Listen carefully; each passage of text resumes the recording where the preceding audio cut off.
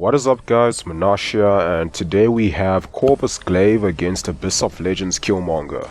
But first I decided to open all my free crystals, and unfortunately I only got one revive, which is a little bit on the low side, but what can you do with RNG? But anyway, let's get back into Abyss, and just gotta go through all these prompts. I could just skip those, but I know some people like to read them, so I just decided to include them there.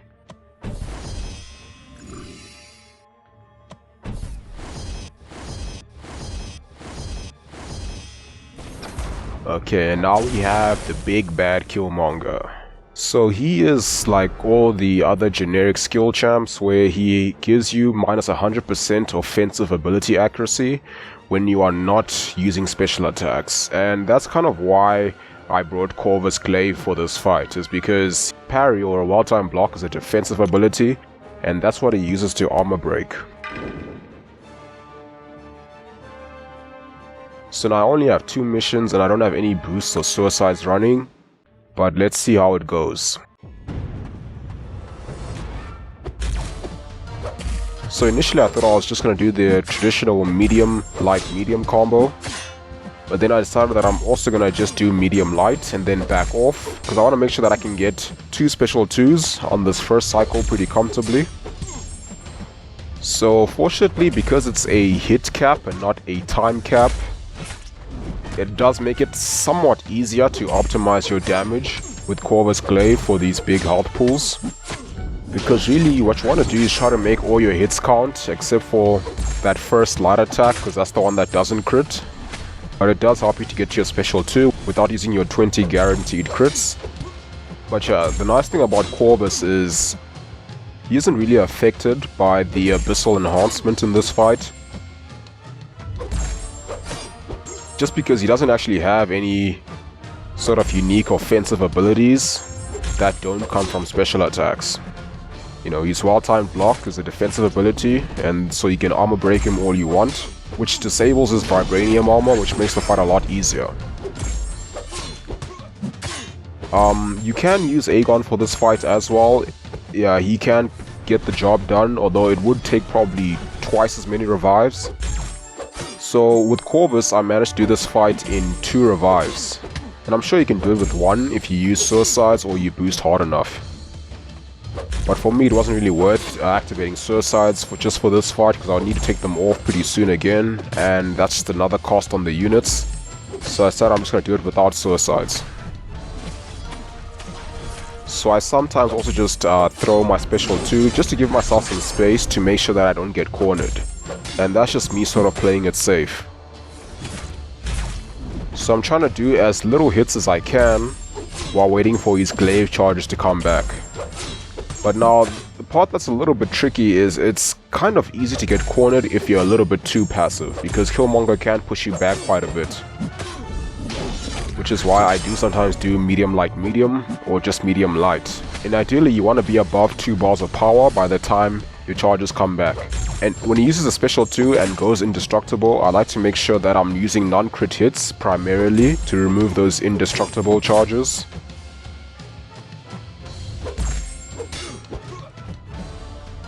And that's why you kind of need to be a little bit careful, because you really don't want to be in a position where you get trapped in a corner, because also Killmonger's heavy attack isn't the easiest to evade.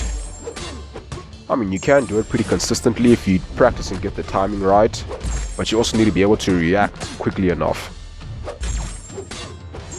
And another technique you can use to get more damage out of one set of glaive charges is to learn how to do the double light attack, where basically you parry him, and as soon as you can, you drop your light attack, because that won't crit. Then you wait for about 1 second just before the parry stun expires. You throw an additional light attack, and basically you can do 2 hits like that instead of 1. Because usually you would throw a second light attack, which is a guaranteed crit. But if you time it right and just delay that second light attack, it'll be basically like starting a new combo. Then you throw another non-crit light attack.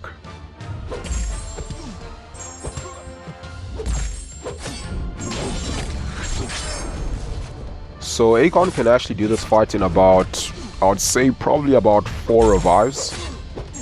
It's just more annoying and tedious because You can't rely on your ability accuracy reduction that you get from the 500 combo to prevent reverberation from his vibranium armor. But if you're good at dancing around, you can still get the job done. But from what I've seen, Corvus is probably the best counter for this fight. So it also really helps to heal up before this fight, because even though the parry damage isn't that bad in Abyss of Legends, with Corvus you're going to be doing it quite a lot, so it does add up fairly quickly. But if you heal up, you can still do this fight pretty comfortably without worrying too much. Also, if you run the Courage Mastery, you can get a small attack increase when you drop to 50%. And that can sort of just help a little bit as well. And now that he is in cooldown, I actually want to play it a little bit slow here, just to make sure I don't use up too many hits while waiting for my crits to come back. The only thing about playing it slow is you'll see that it is a little bit more risky, because you are more likely to get cornered. And it also helps if you can sort of double parry, or basically you parry stun him, and then right after he comes out of the stun, you parry again, so you don't lose much ground. If the AI allows you to do that, then it's also quite helpful. And also, I've never actually done this fight before, so I wasn't exactly sure how well my Corvus would do, in terms of how much damage my Corvus would do in one fight.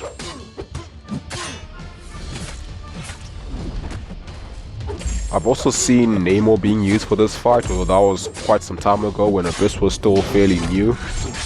And it did look quite annoying with him as well, because you can't always get that perfect lineup with your special attacks and Imperious Rex. And it's also just tedious just managing his power whenever you debuff him and he gains power. So I brought Corvus just to have a much easier time on this fight, because there are 2 Killmongers on path 4. And he's also pretty good for Massacre. Even though Aegon is a better counter, he won't work very well if he's unblockable. And I didn't want to have to worry about not wrapping him up, making sure that I don't get a very high combo, because it does make some of the fights easier or allow you to do a little bit more damage by being unblockable and unstoppable.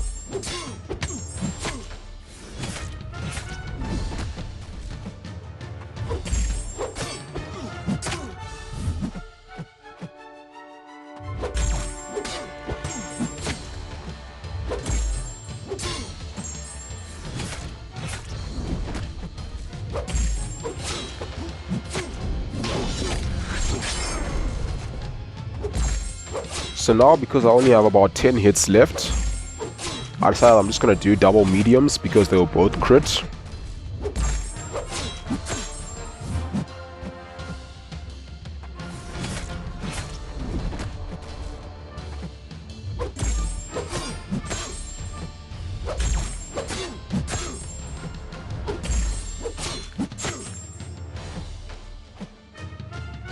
Then I throw my last special 2, and that pretty much ends the fight, and he's at 69%, which is just less than a third of his health. And I was hoping to get to at least 66%, because then I would know that I would be able to do this fight in 2 revives pretty comfortably.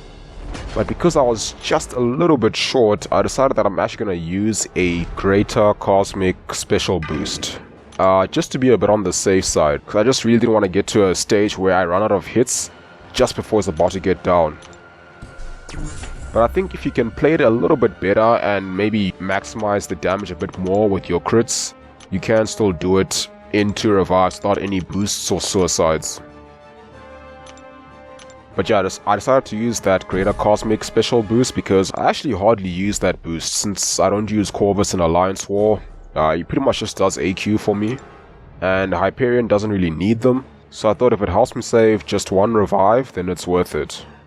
But I still think I could have done this fight in 2 revives without it, just because I do have 1 point in Assassin Mastery, so when he's at 18%, I will get a attack increase, which should be enough to finish him in the 3rd fight. But I decided just to use that boost to be safe. Because I think I also played the last 2 fights slightly better, because I played it a little bit slower by actually waiting a bit more before I throw a hit while waiting for my Glaive charges to come back. So yeah, that's all I have to say for this video. I hope you guys found it useful. Thank you for watching, have a wonderful day, and I'll see you soon.